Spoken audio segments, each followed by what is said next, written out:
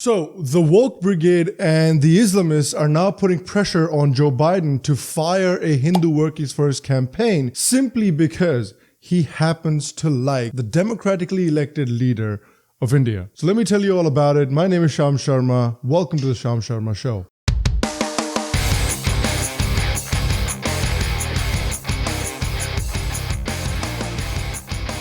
Hello, and welcome to another edition of the Sham Sharma Show. Thank you very much for joining me today. Thank you very much for watching. I appreciate you. So this incident that I'm going to be talking about today is a great example of what happens when unmitigated, unlimited misinformation is spread about a country and a culture. Because that is exactly what has been happening with India and Modi ever since Modi got elected in 2014. And it's reached a fever pitch in 2019 because they just can't believe it. They just can't believe that these silly Indians voted for Modi again, despite every quote-unquote reputable news organization and all the liberals repeatedly asked them not to. It's a bad Indian. Bad. No treat for you. It's a bad Indian. Go sit in a corner. There have been frequent comparisons of Modi with people like Hitler. And now, as I said before, this bias and this misinformation has reached a fever pitch with the misinformation surrounding Article 370 and then the misinformation surrounding the Citizenship Amendment Act. And now finally, all the misinformation surrounding the Delhi violence, which has been painted out to be a pogrom by the Hindus against the innocent Muslims, which, by the way, is absolutely not the case. Not only was the violence instigated and provoked by a section of the Muslim population all the way back in December, but even now the violence was instigated by a section of the Muslim population which came out and killed a policeman, killed 2 Hindus before the Hindu community started retaliating. This resulted in a riot, not a pogrom, because in a pogrom only one community gets hurt, but in a riot both communities get hurt. The easiest way to prove this is to just Google the list of the names of the victims. If you look at the names of the victims, you'll see that there's plenty of Hindu victims in there as well. A riot is still unfortunate and it is still sad. The loss of life is still sad. But what is happening in Delhi absolutely does not qualify as a pogrom. But be that as it may, the reason that I have been speaking about this issue, this bias that exists against Hindus in India and overseas as well, is that now this bias is starting to affect Indians in the real world. So Amit Jani works as an advisor to Joe Biden's campaign. He is in charge of the Asian American and Pacific Islander outreach. But now the liberal, the woke, and the Islamic community are up in arms. They want Amit Jani to be fired from Joe Biden's campaign. But why is this the case? Well, simply because he likes Modi. That's it. That is such a massive crime that he deserves to lose his job over it. There's even a petition out to get him fired from his job simply for liking the democratically elected leader of India. That's the important part. A website called Muslim Matters compared him to the Grand Wizard of the Ku Klux Klan. Excuse me, what? The Ku Klux Klan? Are you outside of your mind? Imran Siddiqui, a civil rights activist and executive director of the Arizona chapter of the Council on American Islamic Relations, is very upset that Amit Jani has been hired in the first place. By the way, it is hilarious that CARE is raising concerns of bigotry. Their founder, Nihad Awad, is associated with American Muslims for Palestine, which is a radical group that opposes the existence of Israel. Osama Abu Shaid, who is the AMP's national policy director, has said that the organization seeks to challenge the legitimacy of the state of Israel. CARE's San Francisco chapter director, Zahra Billu, is a fascinating character as well. She has often called to shun the possibility of alliances with any Zionists. Billu also told AMP that I am not going to legitimize a country, Israel, that I don't believe has the right to exist. Zahra Billu also regularly expresses support for the terrorist organization Hamas that often targets and kills innocent civilians. Billu has also at times justified Hamas's attack on Israeli civilians. Over the past few years, Billu has also consistently supported Palestinian Islamic Jihad official Sami al-Aryan, describing him as an incredible and law-abiding Muslim leader. PIJ was designated as a terrorist organization organization by the State Department in 1997. Al-Aryan has said that the United States, which gives Israel so much confidence, is our enemy. And Billu has twice confided that she draws inspiration from Al-Aryan and quoted him on several occasions as well. And this talent for bigotry seems to run in the family too, because her brother, California Imam Ahmad Billu, recently called for the mass extermination of Jews. He tweeted,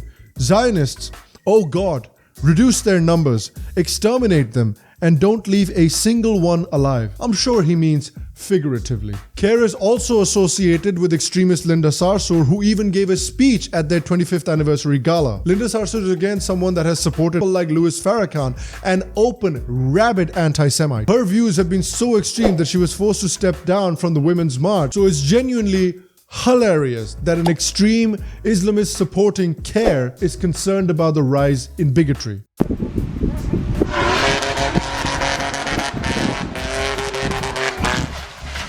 And it's also funny that these organizations' support of outright terror organizations is not really questioned by the woke liberal brigade, but a democratically elected leader of a country can easily be called fascist. Just like the word Zionism has been used as an excuse for anti-Semitism in the United States by the liberals and organizations like CARE, similarly the word Hindutva is now being used as an excuse for anti-Hindu bigotry. We have already seen this with the disgusting way Congresswoman Tulsi Gabbard has been smeared and attacked, with people even using sexist terms such as the princess of the RSS. In fact, look at the way she was attacked when she even talked about anti-Hindu bigotry. People immediately attacked her, people immediately dismissed her, and people immediately compared Hindus with Nazis. And now a guy may lose his job simply because he's a Hindu and because he likes the democratically elected leader of a country. There are even people out there who are asking people to boycott all Hindu candidates in the primaries. Can you just imagine people saying boycott all Muslim candidates, or boycott all Jewish candidates, or boycott all black candidates in the primaries? If that is not outright anti-Hindu bigotry, then what the hell is? And now some of you might be thinking to yourself, this kind of sounds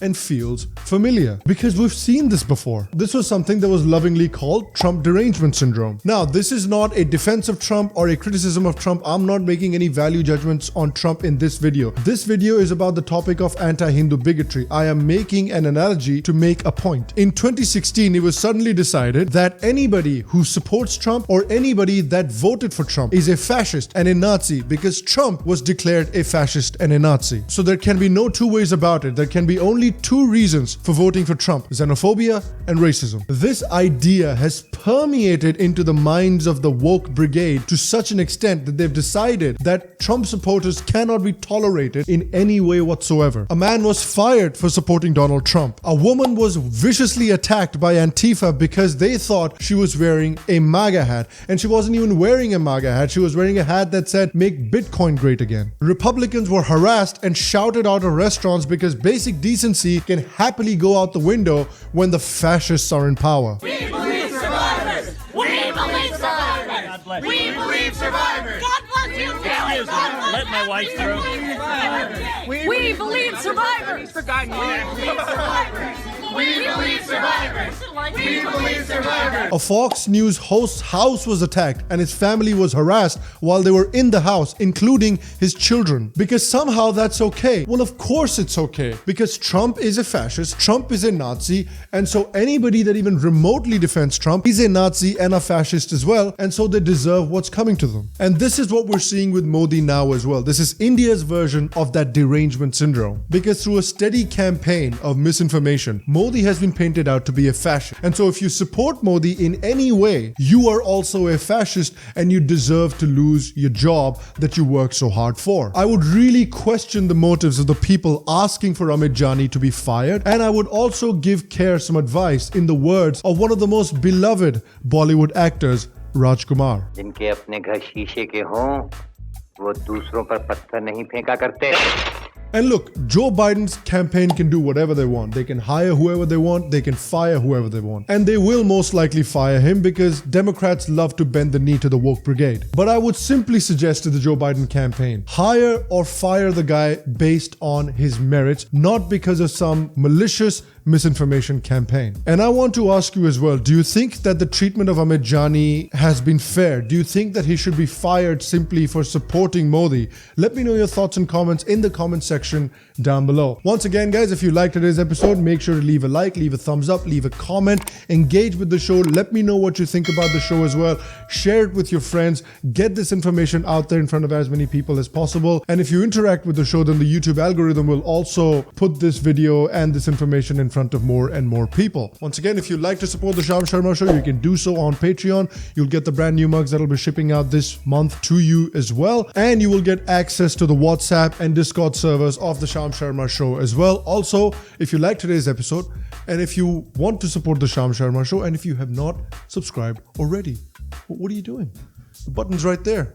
Click the button, make sure to subscribe, make sure to press the bell icon as well. And we have a video here and a video here that you should definitely go check out. I'm sure you'd like those as well. I will see you for the next episode. And until then, stay happy, stay healthy, and I'll see you guys soon.